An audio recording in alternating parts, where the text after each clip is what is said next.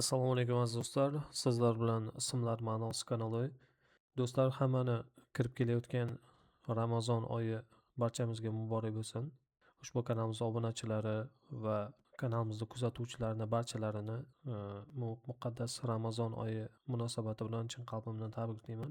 Do'stlar, ushbu oyda Allohning go'zal 99 ta ismini, barchasini ma'nolari, mazmunlari, mohiyati va qanday u ismlar bilan ibodat qilish haqida videolarni tayyorlab ushbu kanalimizga yuklab boraman do'stlar. Qo'llab-quvvatlab turasizlar degan umiddaman. Bugungi videomiz Alloh ismi haqida bo'ladi.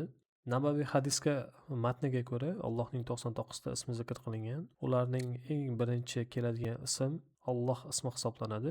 Alloh ismi ma'nosi o'z safida zotida yagona, ibodat qilish uchun eng munosib, undan boshqa iloh yo'q zot degan ma'nolari mavjud. Alloh ismi Parvardigorimizning jami go'zal ismlarini ma'nosini o'zida jamlagan yagona bir ism hisoblanadi.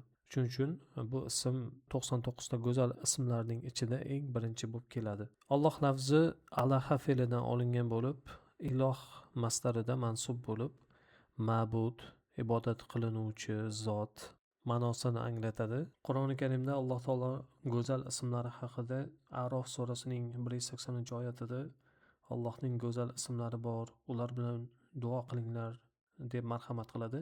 Bir hadisda Abu Hurayra roziyallohu anhu rivoyat qilgan hadisda Rasululloh sollallohu alayhi vasallam Alloh taoloning 99 ta bir kam 100 ta ismi bor. Kim ularni sanasa jannatga kiradi. Alloh tog'dir va tog'ni yaxshi ko'rur degan hadisni keltiradi. Bu hadisda Imom Buxoriy va Imom Muslim rivoyat qilgan, ya'ni muttafaqun alayh. Undan tashqari Imom Termiziy va boshqa muhaddislar hadisning davomida Alloh taoloning ismlarini keltirishadi. Ushbu ismlarda eng birinchisi Alloh lafzi hisoblanadi. Hammaga rahmat do'stlar. Video yoqqan bo'lsa like bosib qo'ying, kanalimizga obuna bo'lishni unutmang. Fikrlaringiz bo'lsa izohlarda qoldiring. Keyingi videomiz Ar-Rahman ismi haqida bo'ladi. Xayr, salomat bo'ling.